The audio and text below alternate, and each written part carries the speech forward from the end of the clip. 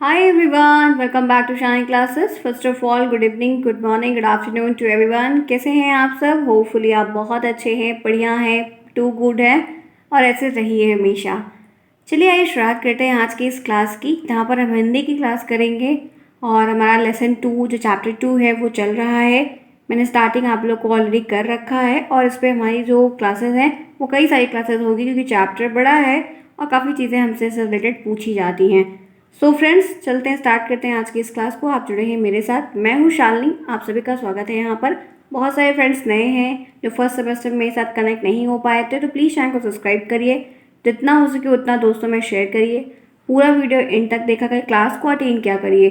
15 to 20 minutes की आपकी class रहती है और आप इतना वक्त दे सकते हैं, आपके लिए बेनिफिट होगा, काफ़ी अच्छा होगा।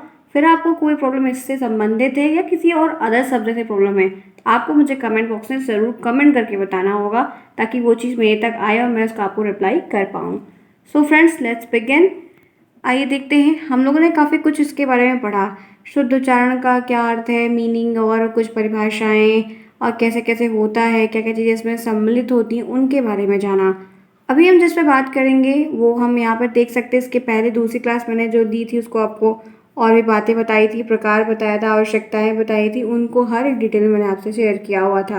आज इस पे हम आपसे आज फिर डिस्कस करेंगे, जो इसके आगे का टॉपिक है उसको जानेंगे। तो वो है कि ये कारण क्या होते हैं। आपको एक प्रश्न पूछा जाता है, वो प्रश्न ये होता है कि हिंदी भाषा में या उसमें लिखने को आता है कि उच्चारण दोष के कोई 2 कारण बताइए। जो ये उच्चारण दोष होते हैं उसमें से कोई 2 या 3 आपको कारण, रीज़न बताने होते हैं कि जो गलती मुंह से बोलने से होती है, जो उच्चारण में प्रॉब्लम आती है, उसका रीज़न क्या है कि वो क्यों होती है। तो उसके 2 से 3 कारण आपको लिखने होते हैं, तो वो मैं यहाँ पर डिस्कस करने वाली हूँ। आइए जानते हैं। तो पहला कारण आप सभी यहाँ पर स्क्रीन पर क्लियर देख रहे हैं, शारीरिक कारण।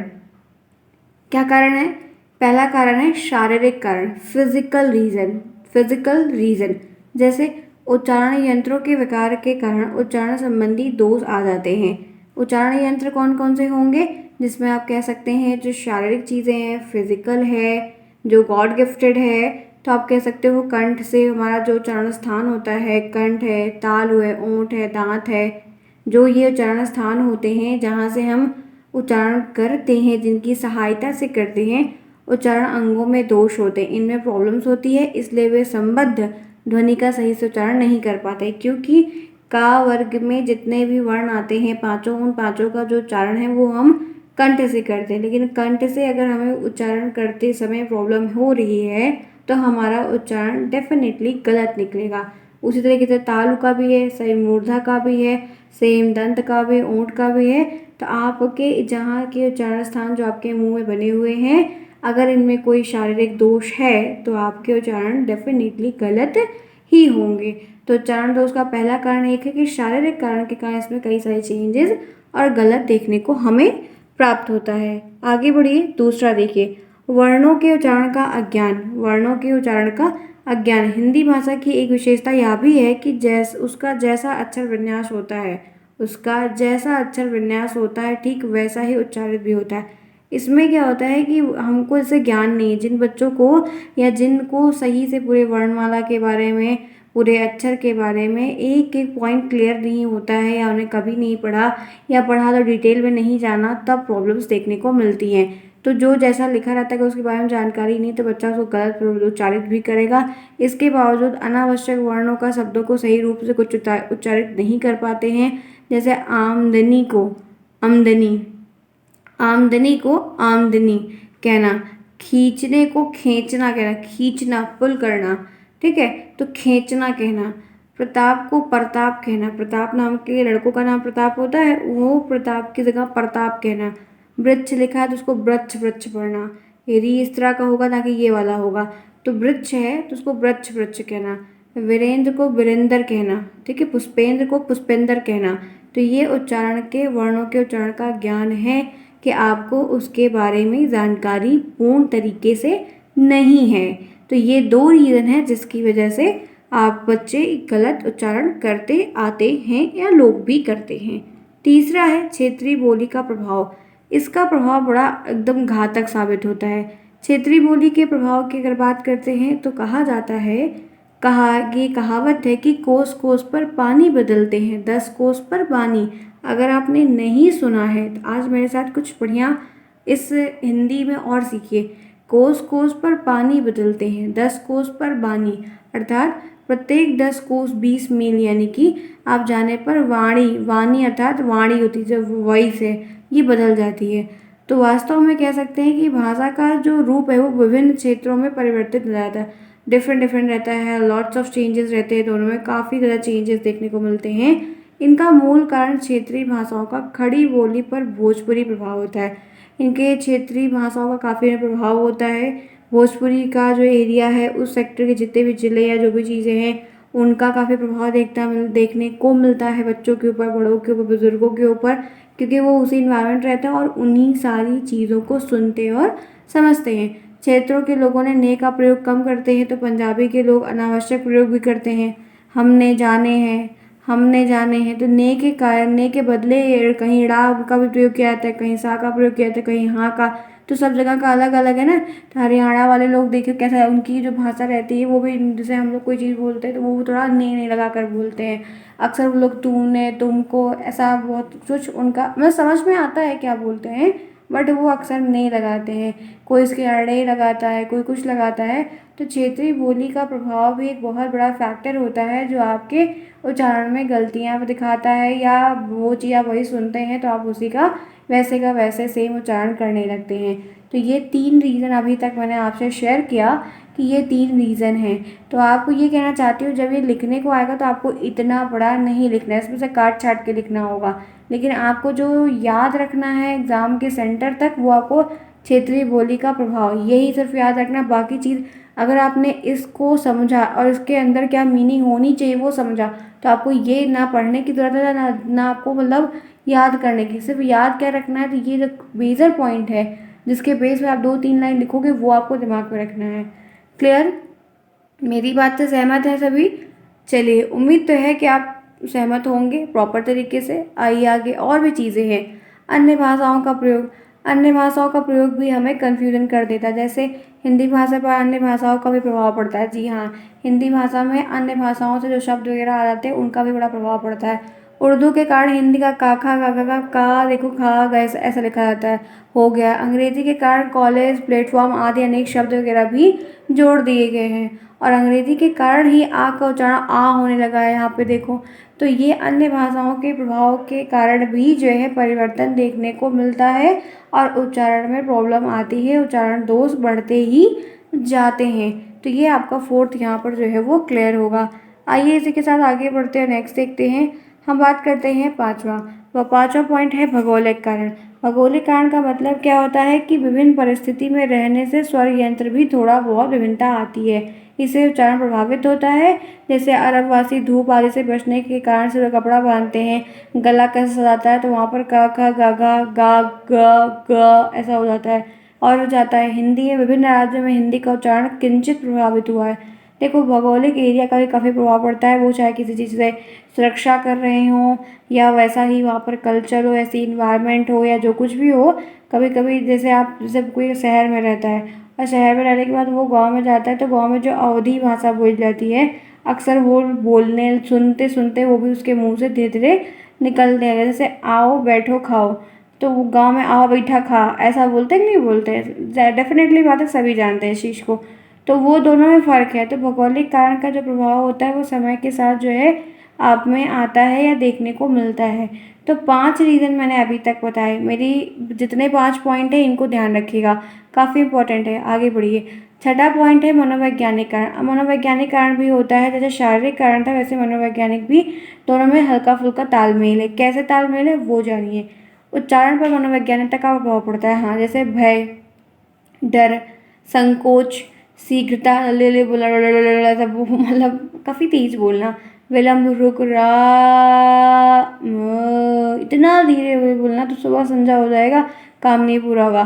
तो बहुत सारे संकोच कर जाना, ना बोलना, सही उच्चारण, डर रखना, तुतलाना, लापरवाही करना, इससे विकास नहीं होता। ये मनोवैज्ञानिक कारण होते हैं जिनकी वजह से भी हमारे हिंदी के उच्चारण दोष में प्रॉब्लम्स आती है, ऑलवेज आएगी। ठीक है, नेक्स्ट आइए इसी के साथ आगे बढ़ते 7वां देखते हैं। स्थानीय प्रभाव का मतलब है कि जिस क्षेत्र के जिस क्षेत्र विशेष से बालक निवास करते हैं वहाँ की भाषा बच्चे अपने आप प्रभावित पड़ती है, वो उसको सीख जाते हैं। कहा भी जाता है कि 4 कोस पर पानी बदलते हैं, 8 कोस पर पानी।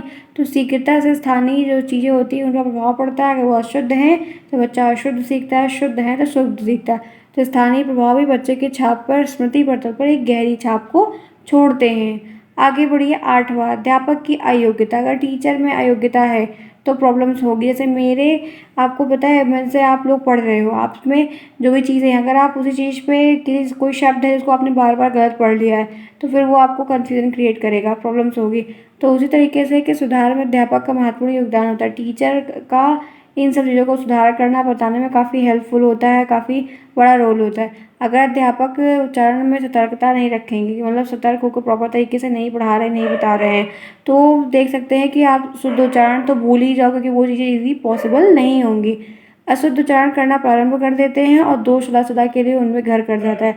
फिर वही अशुद्ध उच्चारण, अगर इनको जैसे गलती किसी बच्चे ने की, कुछ वो गलत पढ़ा, तो आप उसको करेक्ट अगर नहीं करेंगे तो वो बार बार उसी चीज़ को रिपीट एंड रिपीट करता ही जाएगा और फिर उसको आदत पड़ जाएगी, वही उच्चारण करेगा, वही बोलेगा, वही करेगा। क्लियर हुआ? बात समझ में आई? अभी तक मैंने आपको 8 पॉइंट बता दिए। आइए देख रहे हैं मैंने कितना पॉइंट लिया। आप देख रहे हैं मैंने कई सारे पॉइंट्स आपके लिए, टोटल 13 पॉइंट लिया है। आपको कोई 5 या 6 याद रखने होंगे, फिर वहाँ पर जो ईजी रहेगा वो आप लिख देना। 9th देखिए क्या है, प्रयत्न और लाघव। इसमें कहते हैं कि ध्वनियों और शब्दों के उच्चारण में पूर्ण सावधानी न रखने पर दोष आना स्वाभाविक है। अगर आप प्रॉपर तरीके से वर्णों की जो एक उच्चारण करने का तरीका वो आप नहीं करेंगे तो दिक्कत तो आनी ही आनी है। शब्दों और ध्वनियों का पूर्ण रूप से उच्चारण करो। कहाँ पर आपको धीरे बोलना है, कहाँ पर आपको तेज होने से, परमेश्वर है तो परमेश्वर इस तरीके से लिखा जाएगा, ना कि परमेश्वर। तो मास्टर साहब, मम साहब, ऐसा नहीं। जो सही उच्चारण है, जो भी चीज़ें हैं पूर्ण रूप से उसके बारे में जानो और उनको जहाँ गलतियाँ हो रही उसको इम्प्रूव करो। तो ये मतलब कहाँ तेज बोलना, कहाँ धीरे बोलना, इसका भी थोड़ा ध्यान रखो, तो आपका उच्चारण सही ही हो जाएगा। दोषपूर्ण आदतें, व्यक्तित्व दोषपूर्ण आदतें भी अशुद्ध उच्चारण का कारण बनती, जैसे अनुस्वार का अधिक उच्चारण, प्रचलित रूप से कहाँ कहाँ कहाँ कहाँ कहाँ, तो दोनों में फ़र्क है। तो अनुस्वार का लोप, जैसे है रखा है, हाँ आए हैं, है और हैं दोनों में फ़र्क है।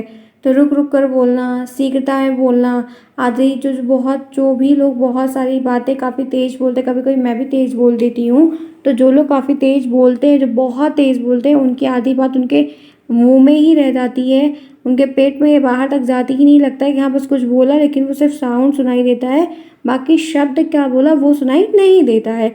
तो इस तरीके से आप देख सकते हो कि दोषपूर्ण आदतें भी आपकी वो जो बन जाती है, उसकी वजह से ये प्रॉब्लम्स आपको देखने को मिलती है। आगे बढ़िए, शुद्ध शब्द, शुद्ध भाषा के वातावरण का अभाव। शुद्ध भाषा के वातावरण का अभाव, भाषा अनुकरण द्वारा सीखी जाती है। एक सिंपल सी बात है, भाषा अनुकरण के द्वारा सीखी जाती है। अगर भाषा के शुद्ध रूप का वातावरण नहीं मिला तो अशुद्ध उच्चारण स्वाभाविक है। अगर आपको शुद्ध वातावरण का एक रूप नहीं देखने को मिल रहा है तो अशुद्ध उच्चारण तो होना ही होना स्वाभाविक है। अशुद्ध उच्चारण के बीच पलने वाले बालक शुद्ध उच्चारण नहीं कर पाते। अगर वो इन्वायरमेंट में सारे लोग गलत हैं तो आप एक सही की उम्मीद बिल्कुल नहीं कर सकते हैं, तो वो भी बहुत दिक्कत करता है। बच्चा फिर उसी में अपनी आदत को डाल लेता है।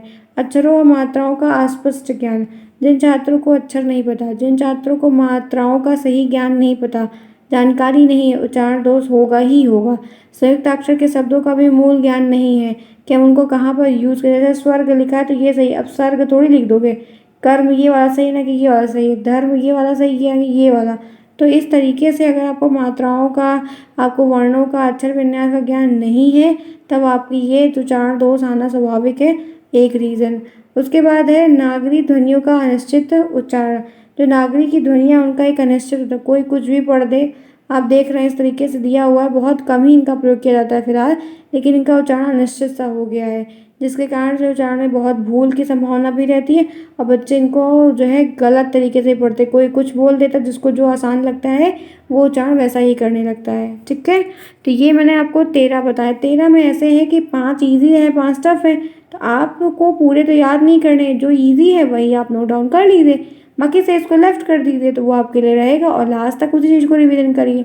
चलिए फिर आगे बढ़ते हैं, नया टॉपिक जो उसके आगे दिया उस पर डिस्कस करते हैं, लेकिन उससे पहले जिन्होंने क्लास को अभी तक नहीं लाइक किया, फटाफट लाइक करिए। चलिए जल्दी से जाइए, तब मैं आगे बढ़ूंगी। ईच एंड एवरीवन, सभी दोस्तों, सभी गर्ल्स, सभी बॉयज़, डू इट फर्स्ट। जिन्होंने कर दिया है बहुत अच्छी बात है, और जो नहीं किए हैं वो भी ज़रूर से ज़रूर कर दें। आप एनर्जी नहीं देंगे तो फिर क्लासेस तो बहुत कम ही होने की चांसेस हो जाती है। क्यों चाहते हैं क्लासेस ऑफ हो? नहीं ना, तो फिर लाइक तो बनता है। कर दिया होगा, आई होप सो। चलिए अच्छा, आते हैं आगे। अब क्या पढ़ना है? अब जानना है कि हम दिक्कतें तो जान गए कि प्रॉब्लम है, तो दवाई भी तो खोजो। तो वो क्या करोगे? तो यहाँ पे आप देख सकते हैं कि शैशवावस्था बाल्यावस्था से ही उच्चारण का ध्यान देना चाहिए। शुरुआत में ही चीज़ों को नोट डाउन करो, शुरुआत में ही चीज़ों को पकड़ो कि बच्चा गलती कहाँ करा, ताकि बालक अशुद्ध उच्चारण ना करे। और बाल्यावस्था से ही इस पहलू को ध्यान दें कि बालक भविष्य में उच्चारण दोषी नहीं होंगे। अगर आप शुरू से ही हर चीज़ को देख रहे हैं, कंट्रोल कर रहे हैं, तो फिर वो उच्चारण दोष की कमियां बच्चों में देखने को दूर दूर तक नहीं मिलेंगी। तो पहला क्या है कि उच्चारण अंगों की चिकित्सा। जैसे पहला पॉइंट, उच्चारण अंगों में बहुत सारे दोष हो सकते हैं। तो आपको क्या करें, जैसे नाक का कोई है प्रॉब्लम, ठीक है, कंठ का है, जीभ का है, तो जैसे जो भी आपके ये अंग है, इन अंगों की वजह से अगर प्रॉब्लम्स आ रही है, क्योंकि हम इन्हीं की सहायता लेकर उसको उच्चारित करते हैं, तो इन अंगों में दोष आ जाने के कारण प्रभावित होने की संभावना भी बहुत रहती है, और इन अंगों में दोष आने के कारण चिकित्सा करानी पड़ती है।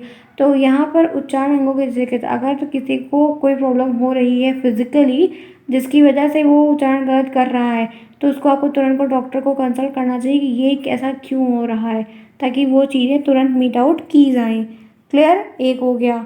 अशुद्ध उच्चारण वाले लोगों का सहवास, मतलब क्या है कि जो अलग बहुत गलत गलत प्रोनाउंसिएशन करते हैं उनके साथ रहना। बालक के अनुकरण की पूर्व क्षमता होती है, अपूर्व क्षमता होती है। वह अनुकरण के माध्यम से कठिन चीज़ों को समझ लेता है। अगर उसे शुद्ध उच्चारण करने वाले लोग, विद्वान आदि के साथ रखा जाए, तो उच्चारण दोष का भय नहीं रहेगा। उच्चारण जो है रेडियो पे, ग्रामोफोन पे, टेप रिकॉर्डर आदि के माध्यम से इसी पद्धति पर भी सुधारा जा सकता है, कि हम उनको टेप रिकॉर्डर दे दें कि आप बार बार इस शब्द को रिपीट करो, कि अगर आपको गलत लग रहा है तो आप वो शब्द को कलेक्ट करके रखो, टेप रिकॉर्डर लेके रखो, रेडियो लेके रखो, ताकि उस चीज़ को बार बार सुनो, तो वैसे आप वो खुद भी उसका उच्चारण करने लगेंगे। 2 रीज़न।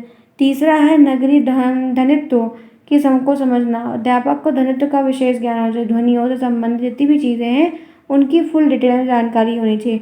बालकों को वर्णमाला के स्वर व्यंजन से लेकर जो कठिन के उच्चारण की है शिक्षा है, जो भी चीज़ें हैं उनको शिक्षा दो, बताओ, ताकि वो शुद्ध उच्चारण करें।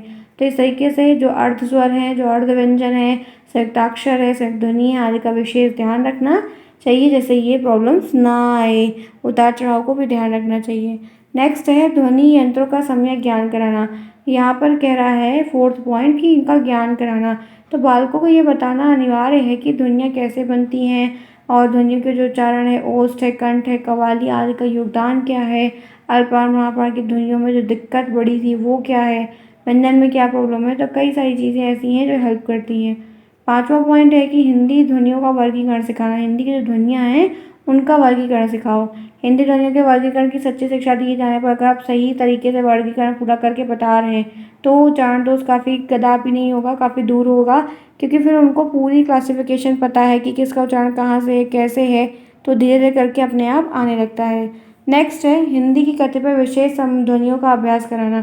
जो विशेष ध्वनियाँ कुछ हिंदी में आ गई हैं, बाहर से कुछ भी हैं, उनका आप ज़्यादा प्रयोग करवाओ। जैसे शाह शाह शाह, न ड़ा वाह, बा डा जा धा का उच्चारण दोष पाया जाता है। जैसे विकास लिखा हुआ है तो विकास को आप सा सरलता वाला सा लिख दो, ठीक है, महान को महान लिख दो, तो गलत है ना। तो उसी सेम तरीके से जो विशेष ध्वनि है उनको अभ्यास करवाना। जैसे री से ऋषि, तो बच्चे अक्सर री नहीं बोल पाते हैं, तो वो तो है आपको वही प्रैक्टिस करवानी होगी। नेक्स्ट यहाँ पे है बल विराम स्वसर पाठ का अभ्यास कराना, कि इस अक्षरों और शब्दों के उच्चारण का पर्याप्त नहीं होता है, ठीक है, पूरा नहीं। आपको उचित बल, कहाँ विराम देना है, कहाँ स्वर लगाना है, कहाँ ऊंचा बोलना है, कहाँ धीमे बोलना है, कहाँ आपको कैसा विराम लय रखनी है, कैसा प्रवाह देना है, कैसी गति का पता लगाना है, इन सब चीज़ों से संबंधित जितनी भी चीज़ें हैं उनका निवारण करना और उनके बारे में सिखाना, बताना, समझाना काफ़ी इम्पॉर्टेंट होता है। और धीरे धीरे फिर जो ये दोष है वो दूर हो जाता है। पुस्तकों के अशुद्ध वचन वाचन पाठ पर बल देना। जो चीज़ें जैसे संबंधित दोष का निवारण के लिए पुस्तक वाचन आवश्यक है। आप जब रीडिंग करने को कहते हैं कि आप खड़े होकर रीडिंग करो, उसके बाद कोई और, आप उसकी रीडिंग को सुनते हो, उसके शब्दों को सुनते हो, तो जो गलत वो कर रहा है, जो गलत है, उसको आप तुरंत वहीं पे करेक्ट करवाइए। ये आपकी रिस्पॉन्सिबिलिटी होती है, ये आपको करना चाहिए। उच्चारण प्रतियोगिता भी करो तो ज़्यादा अच्छा रहता है, ठीक है। क्लासरूम में आप जो है सही प्रोनाउंसिएशन का गेम कर दो, तो बच्चा गेम खेलने के चक्कर में काफ़ी सही प्रोनाउंसिएशन करेगा, और साथ ही साथ अगर स्पेलिंग बताने को अगर आप कह दिए तो और अच्छा होगा। ये चीज़ आपको बिल्कुल ध्यान वहाँ पर रखनी होगी। नेक्स्ट 10वां है भाषा और संवाद डिबेट करवा दो, ठीक है। आपको अगर दूर करना है तो आप कोई पुरस्कार डिफाइन करो और उसके बेस पे ये डिबेट करवा दो, तब भी बच्चे की जो प्रोनाउंसिएशन है उस डिबेट को जीतने के लिए, शायद प्राइज़ मनी लेने के लिए ही सीखे। तो ऐसे बहुत सारे तरीके हैं जैसे आप निवारण कर सकते हैं ईज़िली तरीके से, ठीक है। सहमत है मेरी बात से? देखिए मैंने इससे बहुत सारे पॉइंट्स लिए हुए हैं, आइए बताते हैं एक-एक करके ताकि आपको डिटेलिंग पता रहे। 11th में क्या है, विश्लेषण विधि का प्रयोग करना। कभी विश्लेषण का मतलब क्या होता है कि कठिन बड़े शब्दों और ध्वनियों के उच्चारण में विश्लेषण विधि लगाई जाए, जो कठिन हो, बड़े हो, विशाल हो। अशुद्ध उच्चारण की संभावना भी कम हो जाती है, और पूरे शब्दों को अक्षर में जब हम तोड़ देते हैं तो आराम से हम विश्लेषित करके पढ़ते हैं। जैसे यहाँ पर सम्मिलित लिखा हुआ है तो सम्मिलित लीता, तो ये क्या हुआ, इस तरह से पढ़ने से ये सम्मिलित शब्द पूरा बन गया। तो विश्लेषण विधि का आप अच्छा खासा प्रयोग करके हिंदी में काफ़ी चीज़ों को अपने लिए ईजी बना सकते हैं। उसके बाद यहाँ पर है नेक्स्ट अनुकरण विधि। अनुकरण विधि क्या होती है? उच्चारण का सुधार अनुकरण विधि से भी किया जाता है। अगर आप उच्चारण में सुधार करना चाहते हैं या करवाना चाहते हैं तो आप अनुकरण विधि से भी कर सकते हैं। अध्यापक कठिन शब्दों का उच्चारण स्वयं पहले करें, फिर उनको जो है बालकों को करवाएं, तो बच्चा फिर उसका उच्चारण करेगा। अनुकरण शक्ति से हाव भाव या जीवा का संचालन है, या जो भी चीज़ें हैं उतार चढ़ाव को ध्यान में रखा जाएगा और उच्चारण की प्रत्याशा से सुधार लाए जाएंगे। नेक्स्ट देखिए, मानसिक संतुलन हेतु प्रयास। जो भय वगैरह है, संकोच के कारण अशुद्ध उच्चारण कर देते हैं, उनको प्रोत्साहन देना, उन बच्चों को हिम्मत देना, उनके आत्मविश्वास के भाव को जगाना। मानसिक संतुलन बना रहेगा, उनको प्रेरणा मिलेगी तो धीरे धीरे करके उच्चारण में सुधारने लगेंगे, ताकि उनको भूल, डर और ये डांटने की आवश्यकता बिल्कुल भी नहीं है। अगर कोई लेबोरियस है तो वो सीख लेगा अपने आप ही। नेक्स्ट क्या है, सभी विषय में उच्चारण में ध्यान देना। उच्चारण दोष केवल हिंदी के लिए ही नहीं कि भाषा का कोई कार्य है तभी करो। आप जो भी विषय पढ़ रहे हो उसमें शीघ्रता के साथ देखो कहाँ प्रॉब्लम है, कहाँ मैं गलती कर रहा हूँ, उन चीज़ों को वहाँ से एनालिसिस करके जो है आप उसमें इम्प्रूव करो। वैकल्पिक और सामूहिक वृद्धि का विकास। उच्चारण सुधार के लिए दोनों ही विधियाँ काफ़ी महत्वपूर्ण हैं, क्योंकि बालक विशेष क्या करता है, जब संबंधी उच्चार या पद का परिष्कार करके उपयोगी विधि को यूज़ करता है। कठिन शब्दों का उच्चारण नहीं कर पाते हैं तो सामूहिक विधि का निराकरण किया जाता है। जैसे स्कूल कहने की आदत परिष्कार है, स्त्री कहने की आदत है, तो ये तो मतलब क्या है कि पहले जैसे आप कोई चीज़ को बोल रहे हो उसे खुद प्रैक्टिस करो, लेकिन नहीं हो रहा है तो आप जो है दूसरे की हेल्प लेके उनको उस चीज़ को करवा कर आप सीखो। तो कई सारे तरीके हैं। स्वराघात पर बल देना। जब किसी शब्द को बोलने पर बल दिया जाता है, इसका उच्चारण में बड़ा महत्व होता है। या भेदभाव या अर्थभेद की जानकारी भी कराता है, कि समझ में आता है कि तेज कोई बोल रहा है, तीखा कोई बोल रहा है, या किस तरीके से ऊपर नीचे बोल रहा है, जिसमें संवाद, नाटक, स्वर, वचन, गद्य, पद्य सब कुछ शामिल हो जाएगा। भाव के अनुकूल वाचन के रूप में कराया जाता है और स्वर के उतार चढ़ाव को भी ध्यान दिया जाता है। तो ये बहुत सारे तरीके हैं जिसके थ्रू आप बहुत सारी चेंजेस कर सकते हैं, निराकरण कर सकते हैं, ठीक है। तो फ्रेंड्स, आज मैंने आपको ये देखिए, आप देख रहे 24 मिनट की लगभग क्लास हो रही है, काफ़ी लंबी क्लास हुई और हर एक टॉपिक मैंने आपको क्लियर बताया। अब इसके बाद जो आपको दूसरा टॉपिक मिलेगा और नया टॉपिक मिलेगा, फिलहाल होगा इसी चैप्टर का। तो ये रही पूरी डिटेल मैंने आपको बताई है। बढ़िया रही क्लास, उम्मीद के हिसाब से बताइएगा। आप सभी में जिन बच्चों को नोट्स परचेज़ करनी है, बुक्स नहीं ले रहे हैं, बुक्स ले रहे तो ले लीजिए, नहीं ले रहे तो मत लीजिए, जाइए यही नोट्स लीजिए, इसी को प्रिंट करवाना करने तो लिख लीजिए, आपके लिए बुक से बहुत अच्छा होगा, इस बात को ध्यान रखिएगा। Okay friends, bye bye, take care, see you soon, best of luck.